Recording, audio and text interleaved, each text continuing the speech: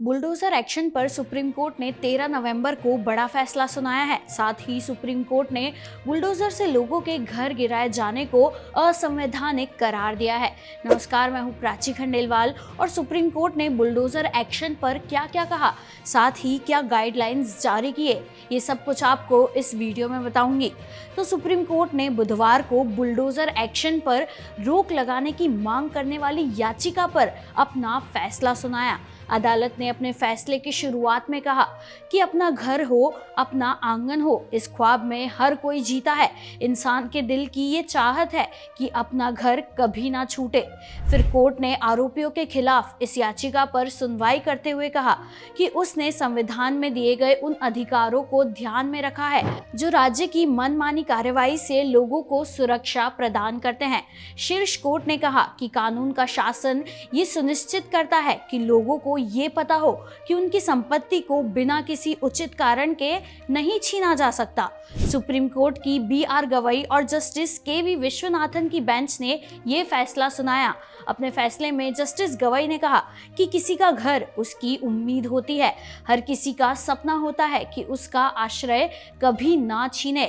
हर आदमी की उम्मीद होती है कि उसके पास आश्रय हो। हमारे सामने सवाल यह है कि क्या कार्यपालिका किसी ऐसे व्यक्ति का आश्रय छीन सकती है जिस पर अपराध का सिर्फ आरोप है। अदालत ने कहा कि किसी आरोपी का घर सिर्फ इसलिए नहीं गिराया जा सकता क्योंकि उस पर किसी अपराध का आरोप है। उन्होंने कहा कि आरोपों पर सच्चाई का फैसला सिर्फ न्यायपालिका ही करेगी। सुप्रीम कोर्ट ने इस बात पर जोर देते हुए कहा कि अगर घर गिराने का फैसला ले लिया गया है तो 15 दिन का समय दिया जाए। घर गिराने की कार्रवाई की वीडियोग्राफी जरूरी है। अगर कोई अफसर गाइडलाइन का उल्लंघन करता है तो वो अपने खर्च पर दोबारा प्रॉपर्टी का निर्माण कराएगा और मुआवजा भी देगा। अदालत ने कहा कि सभी पक्षों को सुनने के बाद ही हम आदेश जारी कर रहे हैं। अदालत ने कहा कि सत्ता के मनमाने प्रयोग को इजाजत नहीं दी जा सकती है। अब आपके मन में ये सवाल आ सकता है कि क्या सुप्रीम कोर्ट के इस फैसले के बाद बुलडोजर एक्शन पर पूरी तरह से लगाम लग जाएगी? तो ऐसे में ये जान लीजिए कि सुप्रीम कोर्ट ने जो गाइडलाइन जारी की है उसमें दिए गए निर्देश के मुताबिक सुप्रीम कोर्ट ने कहा, हम साफ करते हैं कि ये निर्देश उन मामलों में लागू नहीं होंगे जहां सड़क, गली, फुटपाथ, रेलवे लाइन से सटे या किसी नदी या जल निकाय जैसे किसी पब्लिक प्लेस पर कोई अनऑथराइज्ड स्ट्रक्चर यानी अनाधिकृत संरचना हो। इसके अलावा कोर्ट ने आगे कहा कि आज का फैसला उन मामलों में भी लागू नहीं होगा जहां न्यायालय द्वारा ध्वस्तीकरण का आदेश दिया गया है। इसके साथ ही सुप्रीम कोर्ट ने बुलडोजर से हो रही कार्रवाई को लेकर करीबन 15 गाइडलाइंस जारी की। वो गाइडलाइंस कुछ इस प्रकार है। यदि ध्वस्तीकरण यानी डिमोलिशन का आदेश पास किया जाता है तो इस आदेश के विरुद्ध अपील करने के लिए समय दिया जाना चाहिए। बिना कारण बताओ नोटिस के ध्वस्तीकरण की कार्यवाही नहीं की जाएगी। मालिक को पंजीकृत डाक द्वारा नोटिस भेजा जाएगा और नोटिस को संरचना के बाहर चिपकाया भी जाएगा। नोटिस के वारंट के बाद अपना पक्ष रखने के लिए संरचना के मालिक को 15 दिन का समय दिया जाएगा।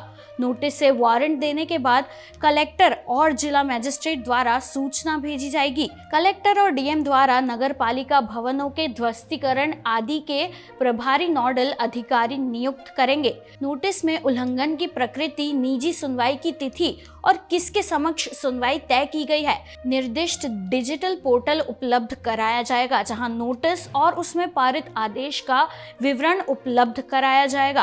प्राधिकरण व्यक्तिगत सुनवाई सुनेगा और मिनटों को रिकॉर्ड किया जाएगा। उसके बाद अंतिम आदेश पारित किया जाएगा। इसमें यह उत्तर दिया जाना चाहिए कि क्या अनाधिकृत संरचना समझौता योग्य है और यदि केवल एक भाग समझौता योग्य नहीं पाया जाता है, और ये पता लगाना है कि डिमोलिशन करने का चरम कदम ही एकमात्र जवाब क्यों है। आदेश डिजिटल पोर्टल पर प्रदर्शित किया जाएगा।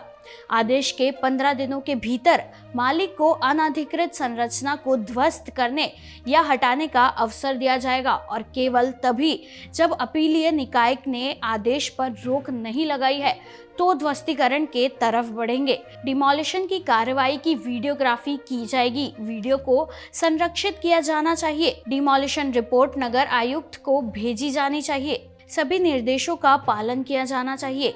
इन निर्देशों का पालन न करने पर अवमानना और अभियोजन की कार्रवाई की जाएगी।